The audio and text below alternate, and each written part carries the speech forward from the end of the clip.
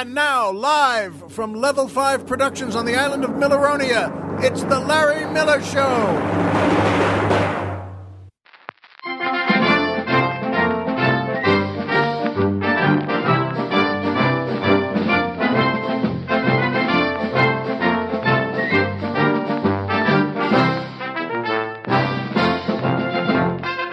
Good evening, Mr. and Mrs. America, and everyone who really hates paying a lot for a good meal.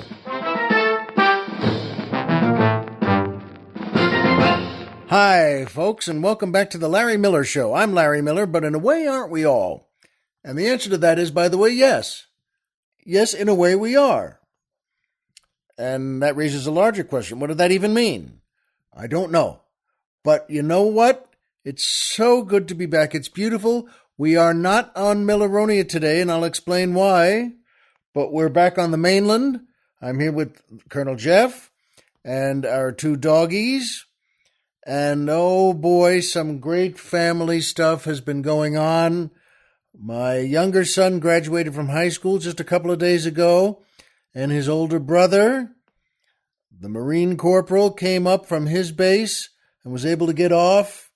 And right now, today, the two of them are back on his base. I'll tell you why about that also in a second, but it's been just wonderful.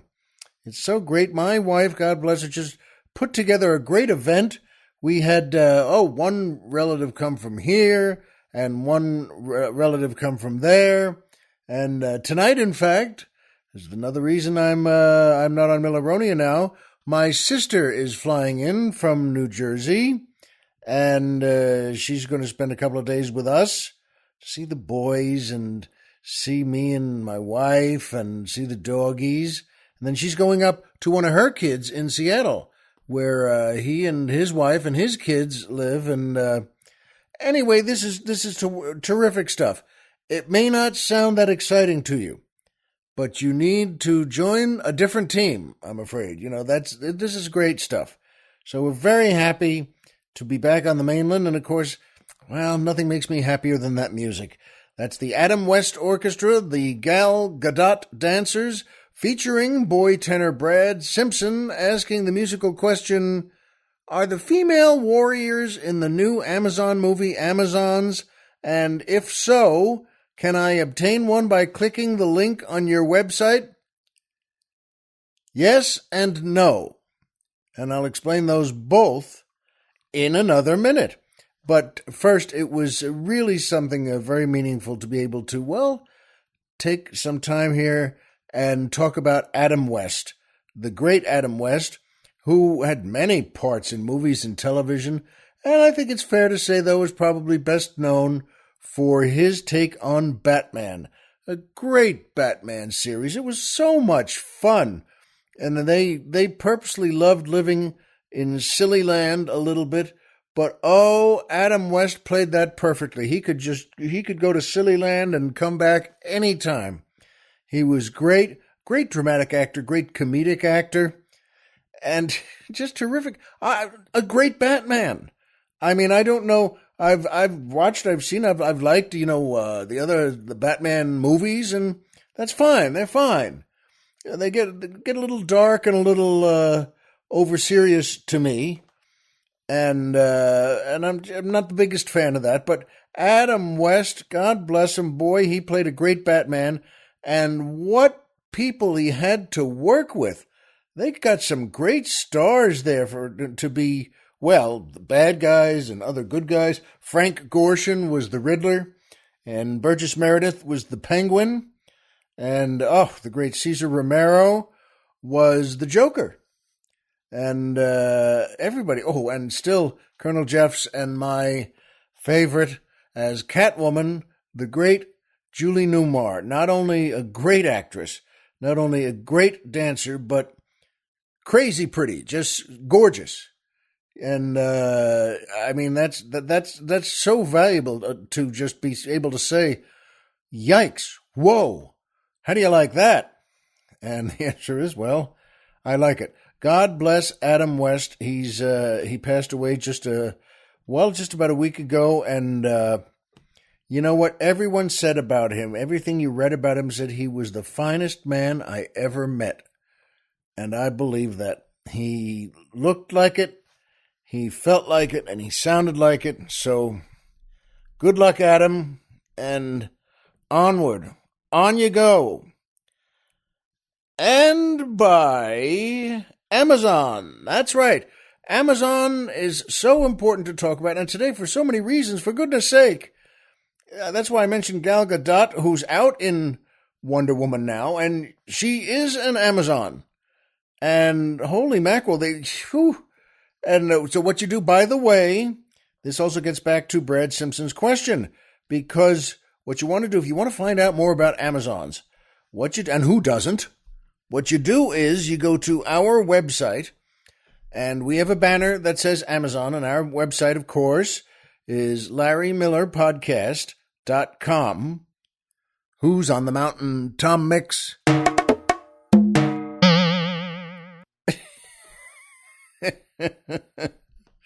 Wow, that was pretty good. That's the Amazons of the future.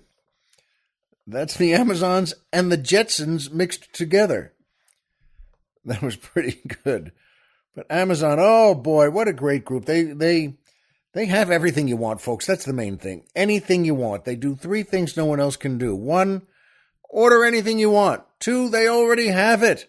It's just sitting there in one of those warehouses that's a mile long and a mile wide, and a mile high and a mile deep. What a great group. And number 3, the most important thing to me is they send us a percentage of whatever you order. They send it right here to the show, to the Larry Miller Show, and we use that money. We put it away. It's cash, and we put that away to pay for our next big fancy fried chicken dinner with 2 drinks beforehand in a different place.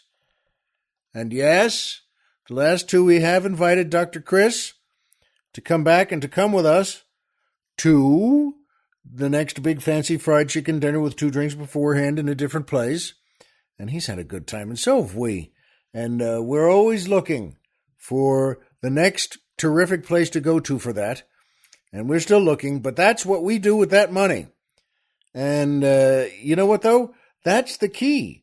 To Amazon, they will send you anything except, of course, an actual Amazon.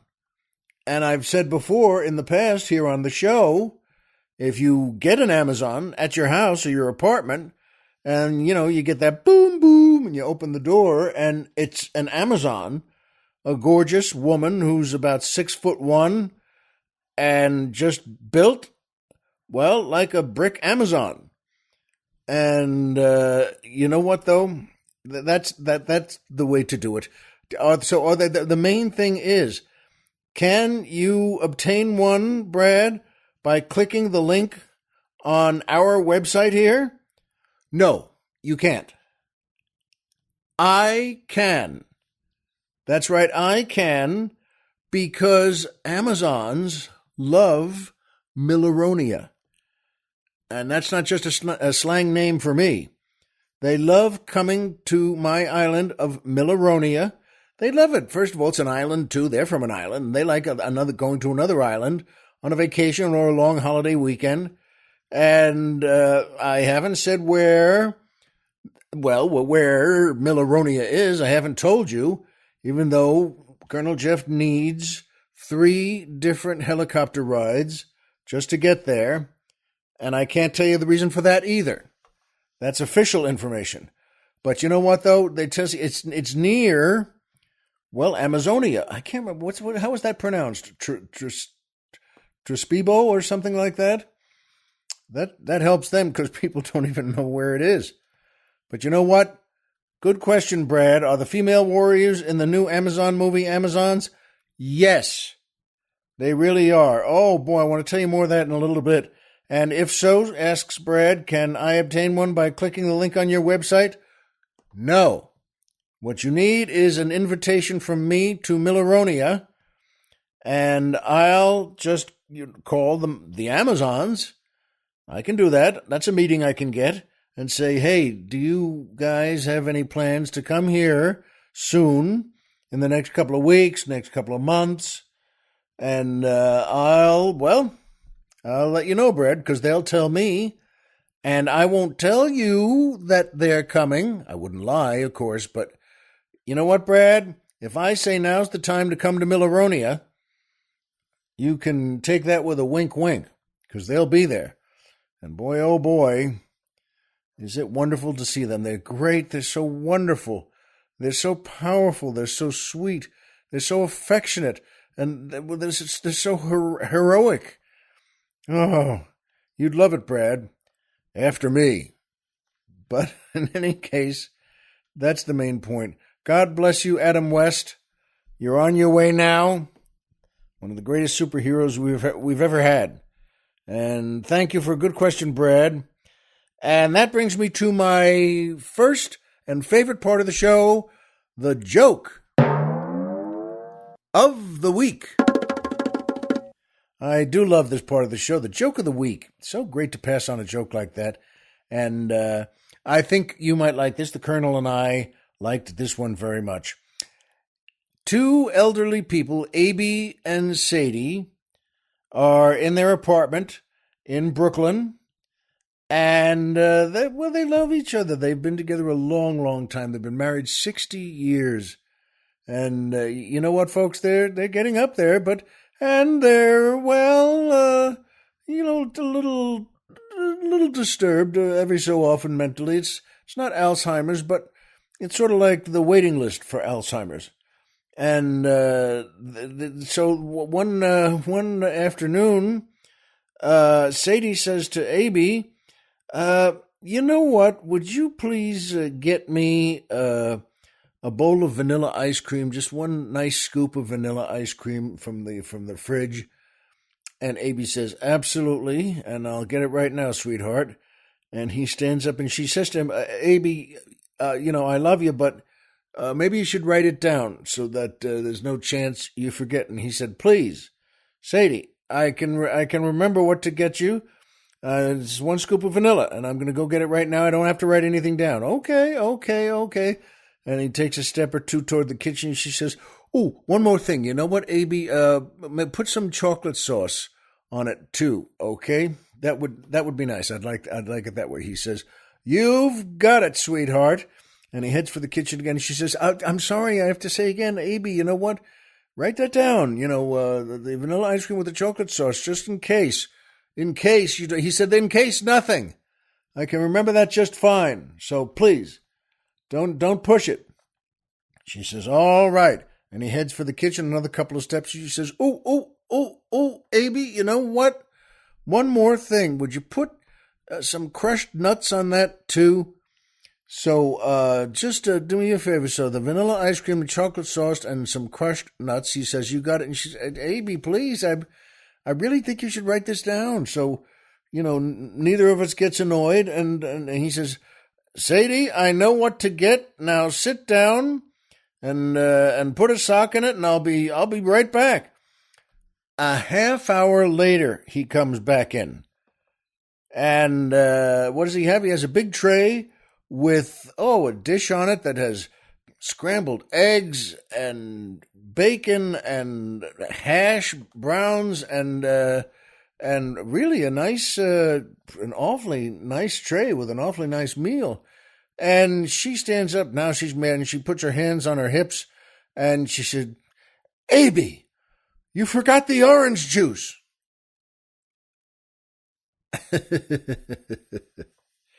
Well, we got a kick out of that here, and I hope you did too. And one of our dogs, one of my dogs, Ozzy, is sitting. He liked that one too. The truth is, he's sleepy, and he's on the floor next to me now. But he liked that one a lot. And by the way, that joke was sent in by Tabby Stone, who's been part of the show before. And in fact, that's right, it's he. We said she a couple of times because the name is Tabby. And he's written in saying, no, I'm a guy. But Tabby Stone sent that joke in, and Tabby's been, in fact, he's been on the musical question before. So thank you, Tabby. Good one. And that brings me to my second favorite part of the show, the Poetry Corner.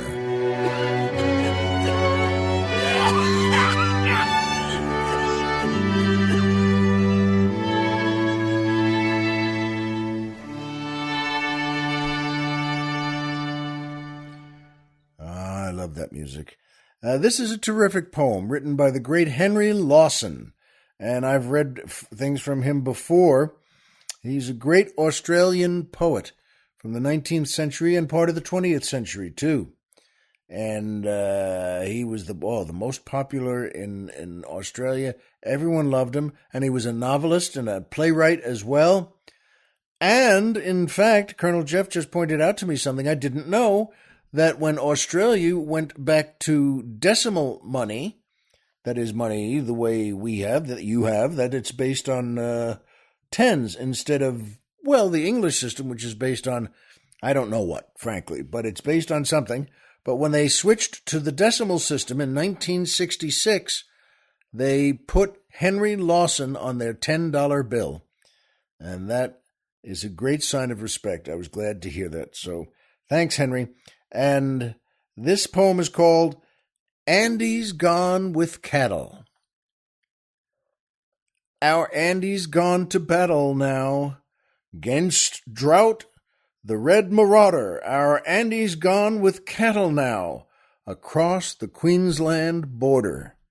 He's left us in dejection now, our hearts with him are roving.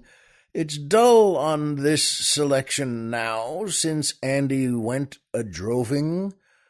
Who now shall wear the cheerful face in times when things are slackest?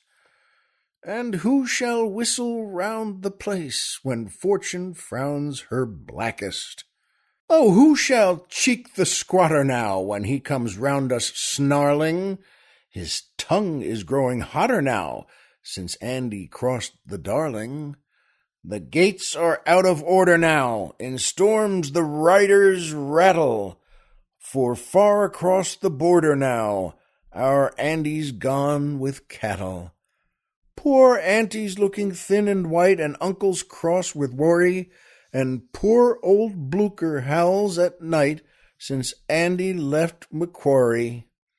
Oh, may the showers and torrents fall, and all the tanks run over, and may the grass grow green and tall in pathways of the drover, and may good angels send the rain on desert stretches sandy, and when the summer comes again, God grant 'twill bring us Andy.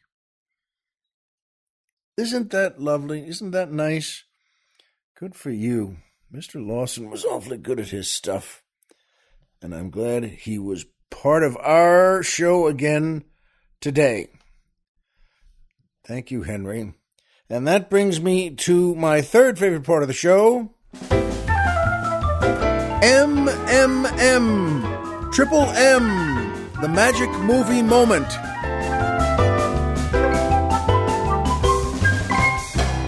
Well, folks, this is, as Colonel Jeff pointed out, well, sometimes I love to pick things from, a while ago, the 50s, the 60s, the 30s, the 40s, even earlier. And but today, I wanted to pick something, and the Colonel agreed, something that's so contemporary, so current, and it couldn't be more so. It's out now, and it's called Wonder Woman. That's right, starring Gal Gadot and so many other great actors and actresses. Oh, good Lord. Connie Nielsen, Robin Wright, Chris Pine, and what a cast, and another 20 others who were just wonderful. And folks, this meant a lot to me, and it meant a lot to Colonel Jeff too, because we both just saw it. I saw it, about a week ago with, my younger son, who before he graduated from high school, and his mom couldn't go with us, and so he and I went. We got a bite, and then went to the movie, and we saw Wonder Woman. And folks, it was terrific. It was far better. It was just as I hoped it would be, and then the Colonel agrees, because we both think that, well, most things that come out, and especially comic book movies, let's say, just aren't well done. And I still think that it's possible the worst movie ever made was Green Lantern, and I'm a huge Green Lantern fan, and I still can't get over how ungood that was. But Wonder Woman is terrific. I love that Linda Carter came down to the premiere and to stand there with Gal Gadot, and gee, they look just beautiful together. And there's a reason for that. They're gorgeous. But folks, this movie is terrific. Go see Wonder Woman. And the great Robin Wright and the great Connie Nielsen and so many others are so good in it. It makes you think, holy mackerel, I'd love to go to that island and love to see them and see them participate and maybe even participate in their training. Well, that might not be a good idea because they're really good and they could leap 100 yards and kind of, dance the Texas two-step on your face. And that's being kind. That's them saying hello. In any case, though, it's very good. Please see it and enjoy it. It's just as good as you could want it to be. And Gal Gadot is a great Wonder Woman. I'm proud to say that. Gal, good for you. Holy mackerel, good for you. She's a terrific actress. She found so many layers and parts of this character and performed it beautifully. And yes, she's gorgeous. She's no teasing, not none of this. Oh, not hard to look at. No phrases that mean things like that. Just she's fabulous, and no, not hard to look at. By the way, no other way to say that. But good for you, Gal. Good for all of you. And the magic movie moment for me in this movie is Gal Gadot. Just the way she drew that character, as I just said, and performed it, and was it. The way she became Wonder Woman and showed us her heart and showed us what she wanted and what she was capable of. And with the great Chris Pine, how they first began to work together, how they first met, and then again, that wonderful principle I love so much, dramatic irony, where the audience knows something before the characters do. And in this case, the audience knows, and I knew, and Jeff knew, and you'll know that, they're really starting to care about each other. And is it meant to be? Go see the movie and find out. But the way Gal Gadot makes this Wonder Woman is a magic movie moment. I'm a huge Linda Carter fan and completely in love with her. Always have been. And you know what, though? This is a great step. They were good to shake hands together and to care about each other, Gal and Linda, because they're both great. And you know what? Holy mackerel, who knows? For another movie, make a sequel and bring Linda Carter in it. And what could she play? Anything. Make her, that she came back to the mainland too, but she goes back home to Amazonia. I can't remember the name of the island there, but Themyscira, which is the name of the Amazon island, or what they sound like sneezing. Either way, thank you, Colonel. And see the movie, folks, and see the magic movie moment in it of how good Gal Gadot is. My son and I saw Wonder Woman together, and he agreed too. He was very pleased about how good it was, because he also didn't think it was going to be so terrific. But he agrees with me and Colonel Jeff. It's really good. Really, really good. And so I wanted to tell you a story, though, because we went to his graduation, which was here. It was held at the Dorothy Chandler Pavilion, which is a big deal hall. I think they had the Oscars there. And this is that's pretty fancy. And we got there, and it was this was in the later afternoon. We got there. We wanted to be in our seats at 5:30 because the thing started at 6. And folks, there's the general theme of this story. The general title is How do you know when everything annoys you so much you're just getting cranky? And how do you know when it's not you just being a crank, but things are really getting that way? My wife, God bless her, put the whole thing together of tickets for not only us, but people. We had a couple of folks come from across country to be there and to get everybody tickets.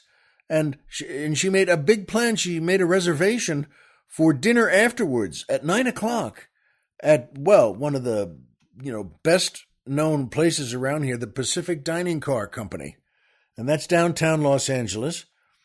And that's pretty neat too. So we're going to go, well, to the graduation and then get back in our cars and go to the Pacific Dining Car.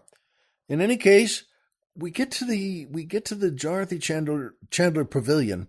We get out, we park. It's okay. I don't know about you, but it gets a little creepy to me of when you have to park in a new place, a place you don't know. All right, well, there's the entrance, and there's somebody there by the ticket machine, which is a good thing. That's a nice gesture on the part of, well, all the folks who organize the Dorothy Chandler Pavilion. They put a guy there. So he pushes the button for you so you don't have to reach out and dislocate your shoulder. And he pushes the button, hands you the ticket, thank you. And you know what? We went down a couple of levels, and there were plenty of parking spaces. And that's another thing of, oh, good. I think we were at level 6. And that's not how much we drank, by the way. That was the parking level. But we parked there, and we all, got together and met right outside the parking area back at the plaza level. It was a beautiful afternoon, and we were in plenty of time now. Now it was 5:15, and we could just go to the pavilion. Wow, just saying it like that makes it fancy. Folks, I don't know why they did this. Anything is okay with me. Actually, no, it's not. Come to think of it, why would I say that?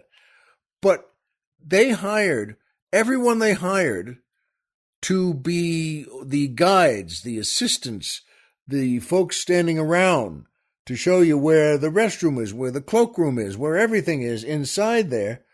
They were all kids, 15, 16 years old, no older, and maybe a couple younger, and they had their Dorothy Pavilion blazers on. That's fine. Again, that's fine with me. And they're also, by the way, from the same place. I think like Vietnam somewhere. And so they're learning English, and they all had braces, and they were all 15. And I'm telling you, there wasn't a single person there, including me, who could understand a word they said. Not a word. And you want to know where things are. For instance, well, my older son, the Marine, and I wanted to go to the restroom, a.k.a. the bathroom. Where's that? Well, one of these kids just said something to us and then stopped talking. And I looked at my kid and I said, "What? Did you get any of that?" "No." And, no. I said, "Oh, please, say that again. Just point. Point. Okay?" Now, who wants to go through that, by the way? Point. Can you hear me speaking? Point. And the kid did, though, to point, and then gave it like a hook to the right. So I assumed that meant you go down there and turn right. And then he said, and then you go down the straight again, and then he made another hook to the right. All right, okay. Again, not a word, couldn't understand a thing. And my first son was holding. I got for our graduate purple lei. That's not a slang term for anything, by the way. I mean, it's like a Hawaiian flower thing. I got that at Ralph's, our big supermarket here, where, as you know, I went for Mother's Day to get my wife some flowers and joined the stupidest husbands in the world line. And the same guys were back for this on our graduation day, because they were all buying things for their kids' graduations. So this is just The same thing happened. Somebody's behind me said, "Well, this is all guys here." I said, "Yeah, this is it's like the gay bar in Ralph's." But I mean, I said to him, "Yes, it's the stupid husbands of the world line. I know why you're here. You don't even have to say anything. I know why you're here, and you know why I'm here." And I got the purple lei, and the lady behind the counter, the woman was very nice, very sweet. In fact, she specifically said, "You know what? Wait here. There's a fresh box in the back that just got in, and let me go get that box, and I'll give you a fresh one." And I thought, how nice. Isn't that awfully nice?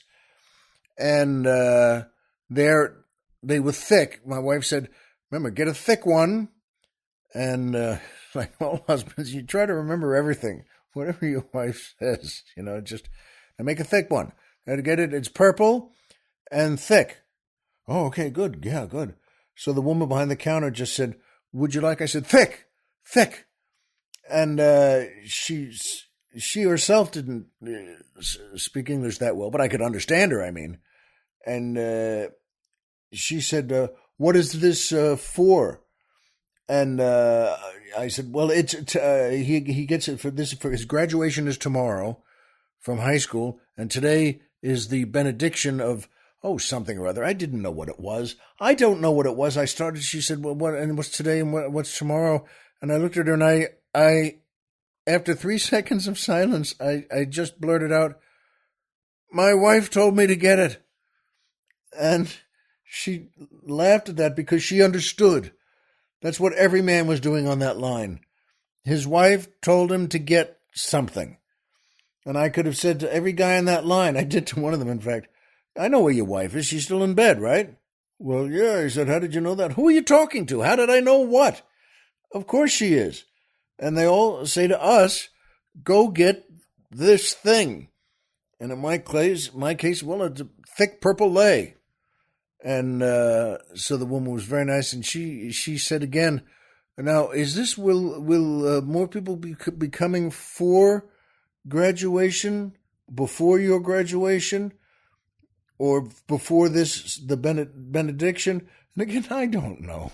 So twice now, there were 3 silent seconds, and I just said again, "My wife told me to get it," which is the only thing I knew to be true.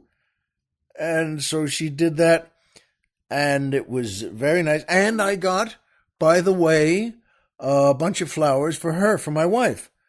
She's not crazy about flowers, but the name on it was the graduation celebration. And that was printed, too. I mean, it wasn't that somebody wrote that in by hand. I said, "Well, look at that. That's kind of nice. It's called a graduation celebration. That's all right." So I got that, too. And I went home. And there were some guys. I got out of the car, in our garage, and just, came around back. There were some guys from the Department of Water and Power who were working in the street. And it's 3 or 4 fellas. So I got, with the flowers, I get out of the car and closed the door. And they looked at me. You could tell, they were just wanted to ask, what was this for? I even interrupted the question as one said, "What do you got the flowers for?" But before he even said that, he said, "What do you?" And I just said, "My wife told me to get them."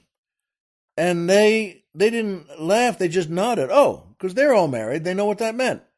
So they understood. Oh, all right, okay. So I went inside into the house there and put the new bouquet, if that's the right word, for the graduation celebration, in a vase with water and the little powder they give you to do something or other. I don't know what it does. But I said, "Well, I think my wife will like that, and I'll put the layout there on the kitchen counter." And it's so funny, when she came out, she said, "All right." And she said she saw the lei and smiled, and then she saw the flowers and said, What are these for?" And it shook me so much, I almost said again, "My wife told me to get it." And I didn't. I'm not that stupid. I'm close to it, but I'm not that stupid. And so, folks, I'm telling you, we went down to the Dorothy Chandler Pavilion. We had to check the lei. How often has that sentence been said? We had to check the lei in the cloakroom. And if you think it was easy getting that message from one of the Vietnamese kids, you're wrong. But they check. And my older boy and I went down there because we were looking for the restroom. We found the restroom. We found the check room. And they almost had a tug of war with it. And you can't do that to a thick purple lei. And they said, leave, give, And he said to me, we went down to the restroom, why do we have to do that? Why don't, heck, I could wear it or you could wear it. And we just, into the graduation, so that he could put it on afterwards. Why? I don't know. And folks, it was a beautiful ceremony and it was lovely start to finish and very moving. And a couple of people shouted a lot. Okay, we were some of them, shouting our son's name and when he came up. And my older boy, he's got a great Marine yell, too. I mean, he shouted his name and, and just, that was a real hog-calling winner. And we got up afterwards and went out to the big plaza there, and my wife's sister was there, and she needed the restroom again. And, all right. And me too, fair enough. So I said, come on, I'll go in with you. And then we'll all go to the Pacific Dining Car Company. We'll get back in our cars and go there. And we got to the doors, and so everyone's outside in the plaza. And folks, I'm telling you, we haven't been outside more than 3 minutes. And we go back to the doors. The doors are locked. And locked? How could you lock something? We were just in there, by the way, but how could you lock something that quickly? What are you doing in there? Picking up the purple leis that people forgot to take? And I said, there's 7 or 8 of them standing right there, just a few feet behind the door. And I knocked on the glass there, and the guy, young kid, again, he's 15. He's tall. He's about 6 feet. And he comes over and opens the door a little and just says, no, clean, close, no, come in. You couldn't come in. They wouldn't let anyone in. I said, excuse me, we just left. We just had our graduation for my son there. And now his aunt and I need the restroom. And so, please just step aside. I'm coming in. And he said, no.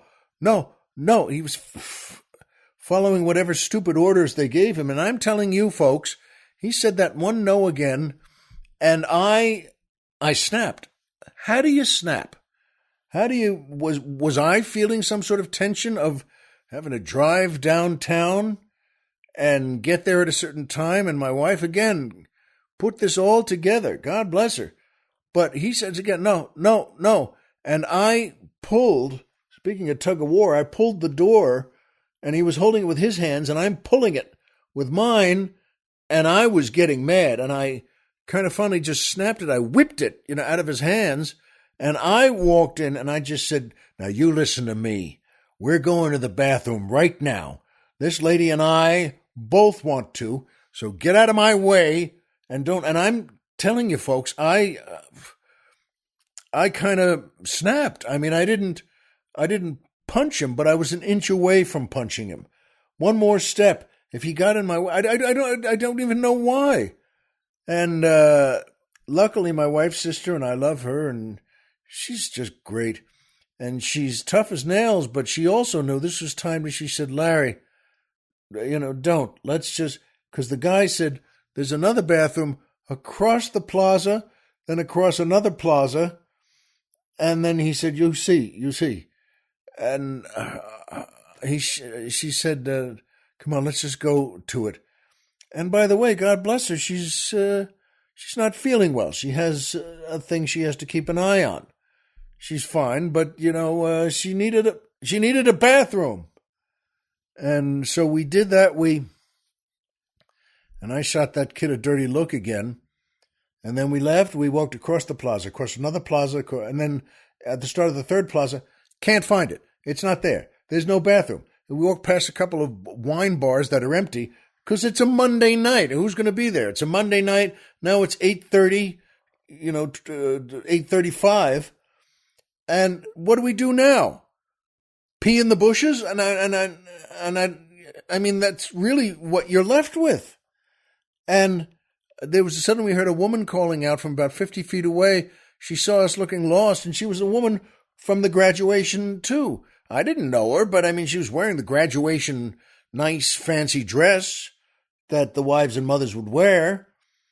And so she said, "It's here." She didn't even say, "Are you looking for the bathroom?" She just shouted out, "It's here. I can see it from here." She knew we were looking for the bathroom that the annoying kid sent us to. And at any rate, we went to the bathroom, came back, all got together, get in the car, and we're a little tense now, a little tired. All right, it's enough already.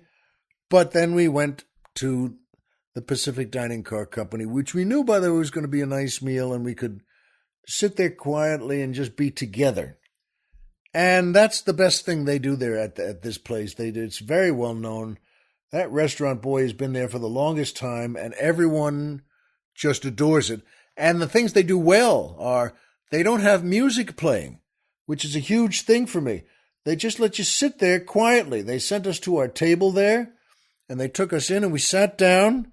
It was a table for 8, and we all noticed in the second, it's so nice. You can just talk here. There's no music that's just blasting into your head. There's no music at all.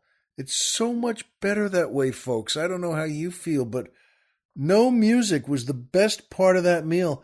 I would have paid a cover charge just for no music. And they had it that way. And we're sitting there, and we start to got a first round ordered of drinks and such and sodas. And I began to notice there that, it's hot in the room. It's not a big room. It's about, 30 feet by 20 feet. And it's done up in like old train style, whatever that means. You know what it means.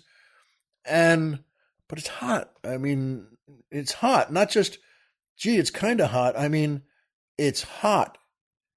And the air's not moving in there. And you kind of, your mouth, and you're really drying out. And I signaled our waiter who came over, and I just said, "Could you please turn on the air conditioner? It's kind of bad here. It's hot." He said, yes. And he goes over and turns it on, and it just immediately goes off because it's not working. It's broken. The air conditioner there was broken. And I said, another 5 minutes later, I looked at him again, and I waved him over, and he brought the maitre d' over, and I said, "Please, can you turn that on? Is there something wrong with it?" Because I don't know about you, but I couldn't believe they sat us there knowing it was broken. And they did know. And the guy went across, the maitre d' went over to it, which is only about 10 feet away from us. And he takes with a screwdriver, he pries the front of it off. And I just know in a second, looking at this guy, he doesn't know what he's doing. He doesn't know how to fix this. He doesn't know. He didn't even care that it was broken, but he wanted to make a show out of, "Oh, look, I'm doing what the man asked." And I just know this is not going to work. And we ordered as we're going through this. And I'm telling you, folks, it's getting so hot in there. I'm telling you that this is like a prison camp in North Vietnam hot. This is like hot. Now it's like not just hot. Now it's not like 80 degrees. Now it's 90 degrees. Now it's 95 degrees. This is getting crazy. And you're all in your fancy clothes. The kids and I have suits on, and all the ladies have something nice on, a nice dress. And we have shirts and ties. What are we doing here? And, how are we not in a different room? And my wife gave me the signal, all right, just forget it. Let's just, stay here. Well, all right. So now they bring us, and we had, a cowboy steak. There's one of the names of it, or the baseball steak, or the prime rib on the bone steak. Now, this is all, I'm sure, good food, but not when it's 102 degrees. And it's big food. It was thick. Holy mackerel. These steaks were about 2 inches thick. That's all well and good, and the bones, I like bones. And my wife ordered some great side dishes for normal human temperature. And the side dishes were broccoli and creamed corn and mushrooms and one more thing. But the point is, it's kind of terrible. I mean, everyone hadn't eaten the whole day because we knew we were going to go to a fancy place for a fancy meal. And, it was worth it. Certainly for my kid graduating, he deserved a nice, a fancy place for dinner. And we were all looking forward to it. And it's horrible because you can't eat, you eat one, you cut a bite for yourself, you put it in your mouth, you're chewing, and it's like a minute of chewing just because you're too hot to swallow. And now I've sweated through my clothes, and I'm not a caveman, by the way. This is just normal human behavior. And I pulled my tie down and then loosened the tie and unbuttoned the shirt and everything. You're breathing like this because you're audibly breathing, and so is everyone else. And everyone there, including you, is sweating now now I felt like Strother Martin in Cool Hand Luke, where you're in the prison camp in rural Mississippi and, you're swatting flies and shading, trying to breeze yourself with a little fan. And I felt like saying that to the waiter. What we have is failure to communicate. Luke wants it, so he gets it. I think that's pretty close. But anyway, all right, we wind up finishing. We got our food packed up, which is to say, it was like we ordered it to go. No one could eat this. And the guy come around again. The waiter says, "Would you like dessert?" And I almost threw a chair at him. Would I like dessert? Do you have any oxygen tanks so people can breathe? And there's no one else in there in this room. It's us. And there's another, I guess, 30 or 40 seats, but it's just us in the bad room. So now, all right, we get up and we stand up, and my older boy was carrying it was like a Marine rucksack, full of full steaks and full side dishes. And heck, they're in the refrigerator now, right above us. And as we walked out, I was everybody was going. My wife was leading the crew out back to the front door there, into the other room. By the way, what's so amazing is, folks, as we walked into the next room, back going towards the front door, it was 20 degrees cooler. It was nice. It was human nice. And the place is empty. They're open 24 hours, by the way. This joint is known for that day. 7 days a week, 24 hours a day. You can get a steak at 7 in the morning if you want. And I couldn't believe how cool it was. Now it was back, just the temperature alone in the hallway leading back to the front door. And this is next to the kitchen, by the way. The kitchen where the ovens are on. And the flame is coming out of the oven the way ovens do. And next to those ovens, it was 70 degrees. It was livable. It was nice. It was like the Fortress of Solitude compared to where we were. And I walked out, and I got my jacket off. Now I'm walking with my older boy who's carrying the rucksack of food, and we looked like refugees. And it's funny that the maitre d' says, sorry for the air conditioning. And I kind of snapped again. And I just, I stopped and looked at him and I said, "You knew the air conditioner was broken, didn't you?"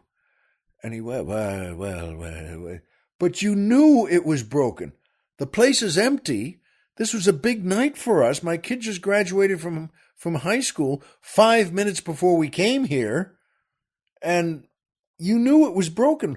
Why didn't you just say, "You know what, folks, let us put you in the..." Because they have four other rooms there, just as nice.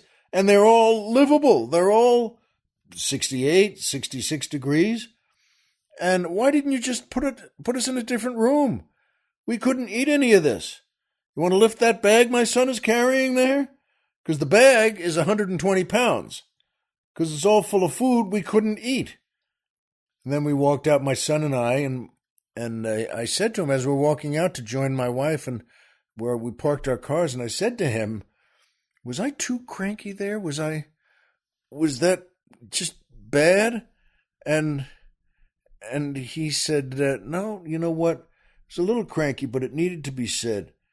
It was crazy in there. It was like eating in the Middle East. And he's just been there, by the way. He was deployed there. So he knows what hot is. And at any rate, I said, oh, I'm glad. He said, it needed to be said, and you said it well, and that guy needed to have the fear of God put into him. And I looked at my son and said, boy, do I love you now. Because that was what I wanted to hear. Well, folks, you know what? It was a beautiful night.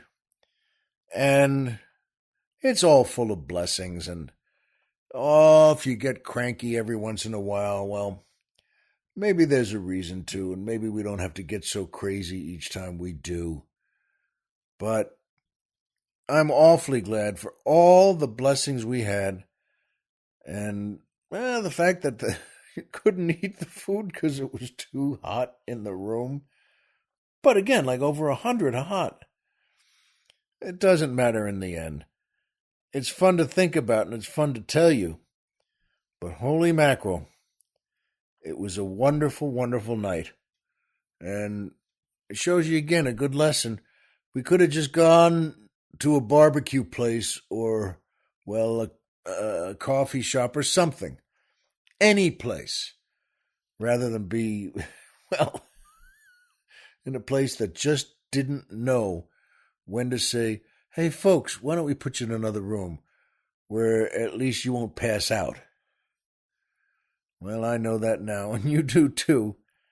And we both know that Homer is Homer, Pluto is a planet. So remember, folks, as always, if you walked out of bed today and had a job to go to and a home to come back to, and everyone there really cares about you, folks, the game's over and you've won. Be well, stay out of fancy restaurants, and we'll see you here next time.